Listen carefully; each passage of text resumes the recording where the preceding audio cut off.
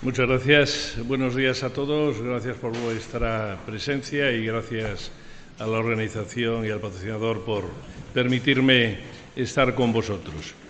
Bueno, lo que me han pedido es que conteste a una pregunta muy clara, que es ¿qué debemos hacer con un paciente que lo tenemos anticoagulado, con el anticoagulante que sea, y tiene que ser sometido a un procedimiento, a un periprocedimiento quirúrgico o a un procedimiento invasivo del tipo que sea, ¿no? Algo que nos encontramos en la consulta pues todos los días, ¿no?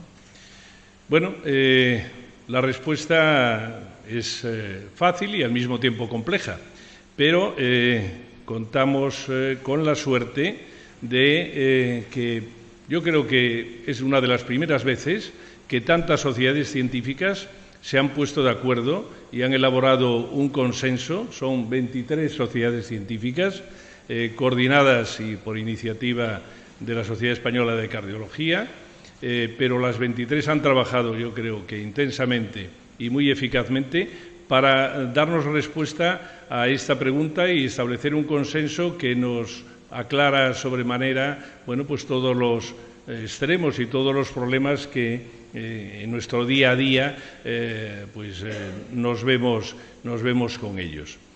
Más a más, y al final os lo pondré y si podemos haremos la conexión a través de una tablet, la Sociedad de Cardiología ha elaborado una app, una app, que es tremendamente práctica, tremendamente sencilla y que es de uso en la consulta y ante un paciente que nos llega que tiene que realizar un procedimiento quirúrgico invasivo, como os decía, bueno, pues nos da solución al problema que tiene ese paciente, cuándo debemos suspenderlo, cuándo debemos reintroducirlo, de si debemos hacer terapia puente o no, que es un poco lo que vamos a ver ahora, pero que realmente esa app nos lo pone todavía más fácil si cabe. Bueno, lo primero, ante un paciente que viene y que nos dice que tiene que hacer un procedimiento, sea del tipo que sea, lo habitual en primaria pues son muchas veces procedimientos sencillos, sobre todo relacionados con la odontología o de pruebas diagnósticas como la colonoscopia, pues nos vemos en la necesidad de darle una respuesta en la mayoría de las ocasiones. Y nos debemos de hacer las tres preguntas claras. Debemos retirar la anticoagulación, debemos realizar una terapia puente y, si hemos retirado la anticoagulación, ¿cuándo tenemos que introducirla, ¿no? Esas son las tres preguntas que nos hacemos todos los que estamos aquí. Bueno, pues para responderla, lo primero que tenemos que saber es cuál es el riesgo tromboembólico de ese paciente y cuál es el riesgo hemorrágico. Son los dos patrones sobre los que tenemos que dilucidar para dar respuesta a lo que nos decíamos, ¿no? Primero, ¿cuál es el riesgo tromboembólico de ese paciente? Ese riesgo va a venir derivado del motivo de la anticoagulación, ¿no? Y en nuestra práctica clínica el motivo de la anticoagulación son tres: o válvulas cardíacas mecánicas, o fibrilación auricular, o tromboembolia venosa. Esas tres son las causas. La más frecuente, evidentemente, es la fibrilación auricular y, en nuestro caso, la no valvular, ¿no? Y entonces, este paciente lo estratificamos en tres partes: riesgo alto, si tiene la posibilidad de tener más del 10% de eventos anuales; moderado, entre el 5 y el 10, y bajo. Y, bueno, pues también estratificamos en función de esos niveles el tipo de, en el caso de las válvulas cardíacas, las válvulas cuáles son, si además ha tenido un ictus o un AIT hace menos de 6 meses, o tiene más de un factor de riesgo, como veis ahí. Si tiene una posición aórtica, sería moderado, o si no tiene factores de riesgo y una aórtica, pues bajo, menos del 5%. Lo mismo en el lado de la derecha, en tromboembolia venosa. Aquí todavía es más sencillito. Reciente, menos de 3 meses, sería alto. Entre 3 y 12 meses sería moderado y más de 12 meses sería bajo. Es decir, relativamente sencillo, evidentemente contando que no tenga una trombofilia grave. El caso más frecuente es la FA y ahí veis que también lo tenemos muy claro, muy sencillito. Alto sería un CHA2-VAS 7-9 o un AIT o un ictus menos de 3 meses y la mitral. Moderado, un CHA2-VAS 5-6 o un ictus más de 3 meses, y bajo, que son la mayoría de los pacientes, un CHA2-VAS entre 1 y 4 sin ictus ni AIT previo. Es decir, ya tenemos clasificados, perfectamente estratificados, los pacientes que tienen el riesgo tromboembólico y dónde los colocamos. La siguiente cuestión que tenemos que saber es cuál es su riesgo hemorrágico. Bueno, pues también lo tenemos relativamente sencillo, los clasificamos en bajo si tiene un riesgo de sufrir una hemorragia menos del 1%, que sería, bueno, pues aquel que tenemos una hemostasia adecuada, sencilla, que la hemorragia no supone ningún riesgo vital y que presumiblemente no requiere ningún tipo de transfusión. Nos referimos, evidentemente, a los procesos más banales del día a día. Y moderado o alto, bueno, pues cuando supera ese 1% y también, bueno, pues lo podemos estratificar en hemostasia quirúrgica, que pueda ser ya un poco más compleja, más difícil, o que se puede aumentar la necesidad de transfusión o de reintervención. Y ya el riesgo alto, la hemorragia perioperatoria, que pueda comprometer la vida. Aquí tenemos un matiz o dos matices importantes, porque además de este riesgo mediado por el procedimiento que vamos a hacer, tenemos dos cuestiones que tenemos que tener en cuenta. La primera, que hay algunos procedimientos no quirúrgicos que son mucho más complicados de estratificar de forma tan clara. Me refiero concretamente a broncoscopias, a endoscopias, etcétera. Y el segundo criterio que tenemos que tener en cuenta es el riesgo hemorrágico, ya no del procedimiento, sino del propio paciente. Evidentemente, bueno, pues los ancianos tienen mayor riesgo hemorrágico, la historia de sangrados, el trastorno de hemostasia, enfermedad renal crónica, la hepática y luego, bueno, pues lo que comentaba antes el doctor Juan Atey, bueno, pues la antiagregación con la anticoagulación.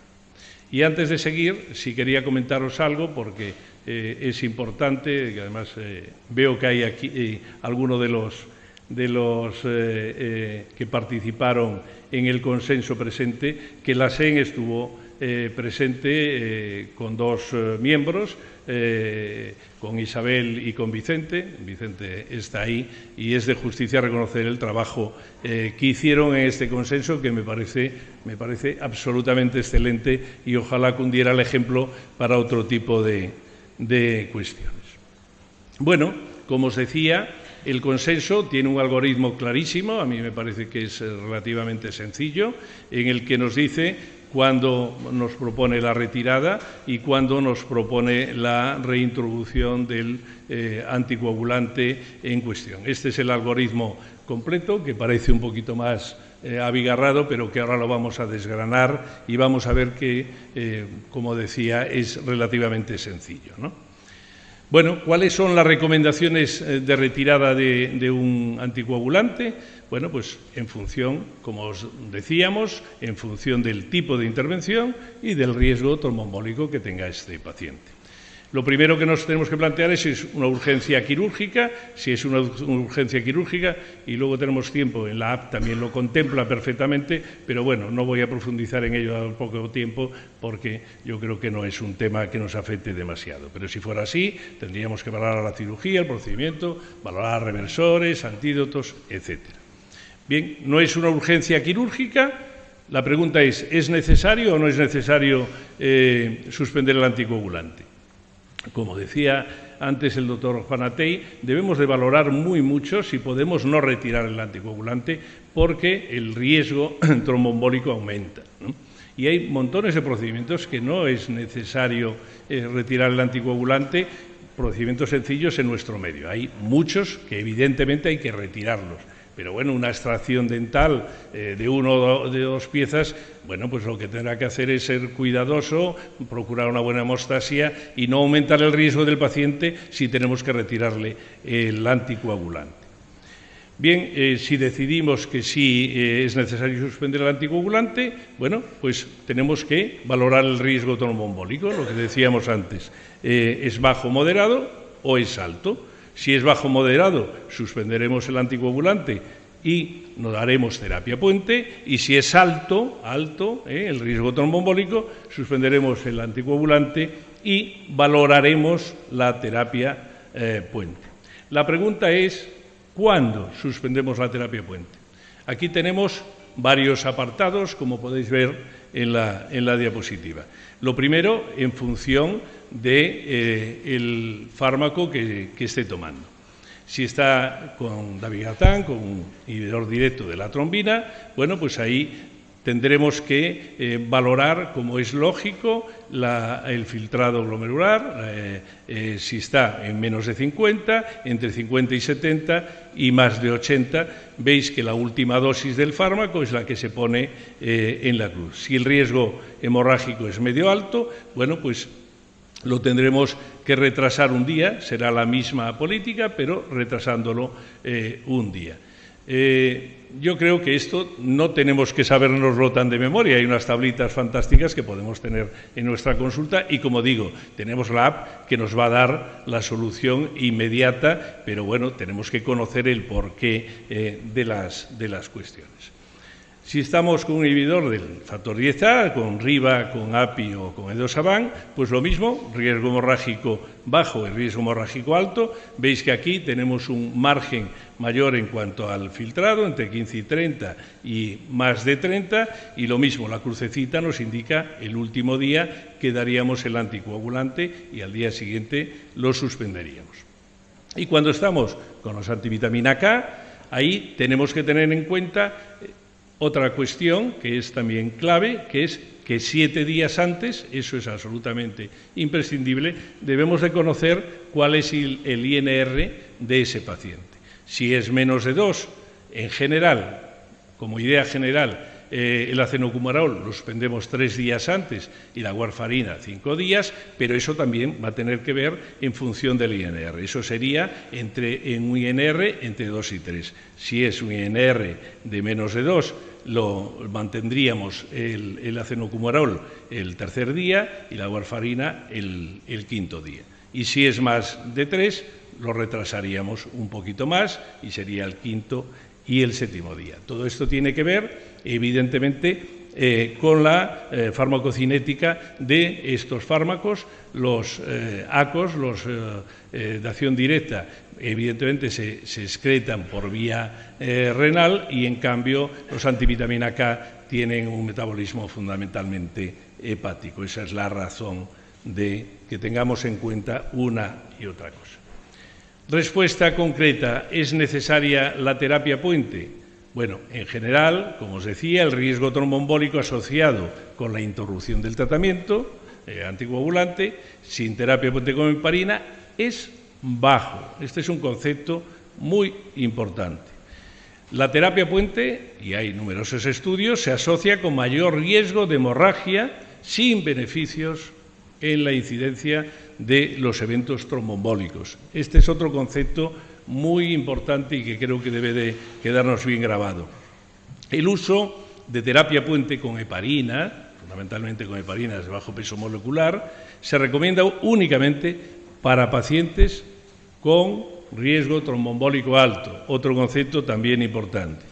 En el caso de los anticoagulantes de acción directa, no se recomienda ni usar terapias puentes, ni que se usen tampoco los anticoagulantes de acción directa como terapia puente.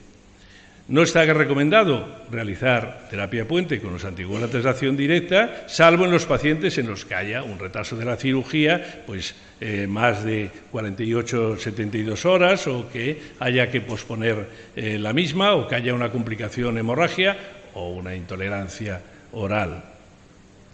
Y con los antivitamina K es suficiente con iniciar con heparinas de bajo peso molecular cuando el INR esté por debajo de 2, o en caso de que no se disponga de ese valor, tras haber interrumpido 2 o 3 tomas del fármaco. Una reflexión o una indicación es que la última dosis de la heparina de bajo peso molecular debe administrarse 12 horas en caso de dosis profilácticas y 24 horas en caso de dosis terapéuticas. Bueno, ¿y cuándo reintroducimos la anticoagulación, la hemos quitado, hemos decidido si hacíamos terapia puente o no, y la pregunta es ¿cuándo la reiniciamos? Bueno, pues aquí tenemos lo otro que habíamos hablado, el riesgo hemorrágico de ese paciente, que puede ser bajo moderado o puede ser alto.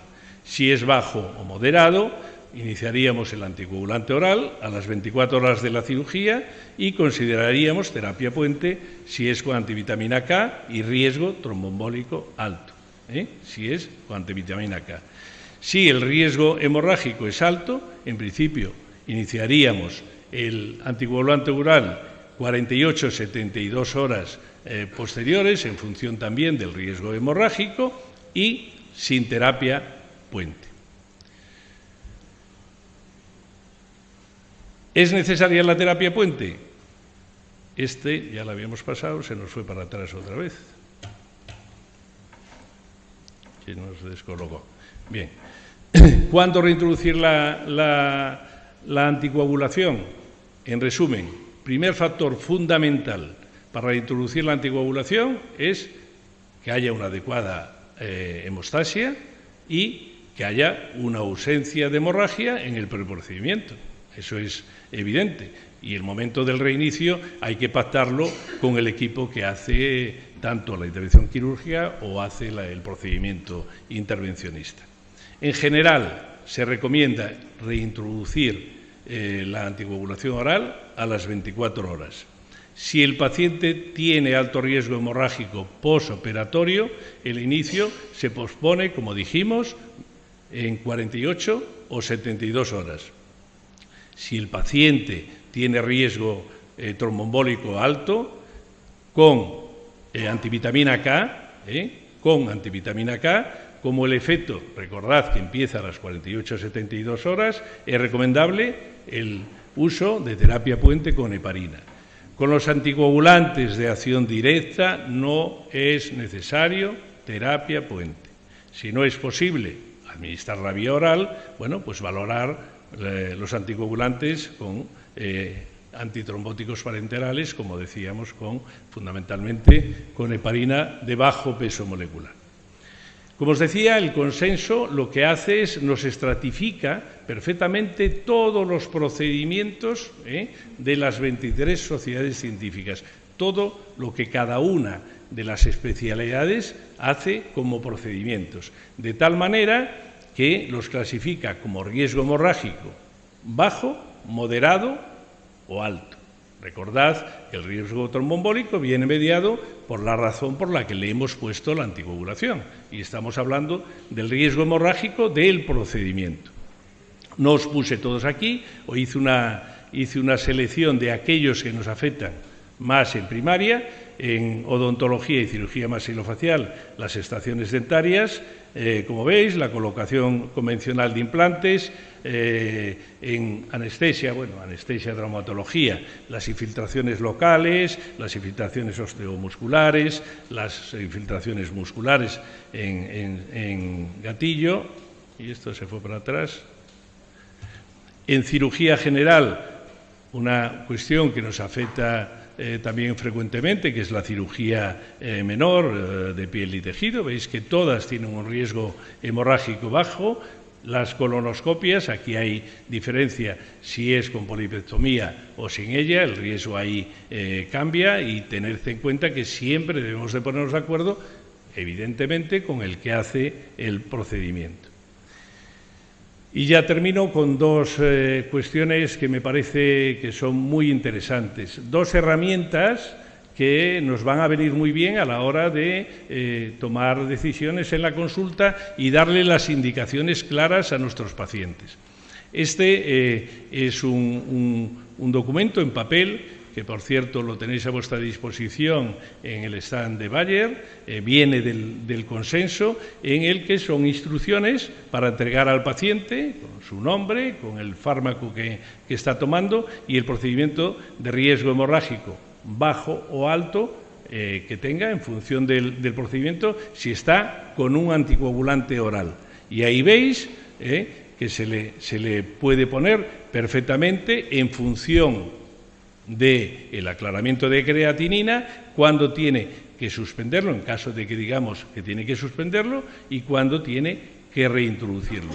Se lo damos al paciente, estos son unas hojitas grandecitas, están puestas en un paquetito, se lo podemos entregar al paciente y el paciente se lleva algo escrito claro, sin duda ninguna, para entregar pues, a su odontólogo si nos lo pide y lo consideráis vosotros conveniente. Es lo mismo que vimos antes, solo que trasladado a estas hojas. Si tiene un procedimiento de riesgo hemorrágico moderado o alto, le daríamos esta, que como veis también va en función del filtrado que tenga el paciente. Y ya finalmente os quería comentar la app, si es posible la ponemos, tardamos un minuto solo, si podemos hacer la conexión, ¿sí? La abrimos ahí. ¿Sale ahí? ¿Sí? Bueno, como veis, es muy sencillita.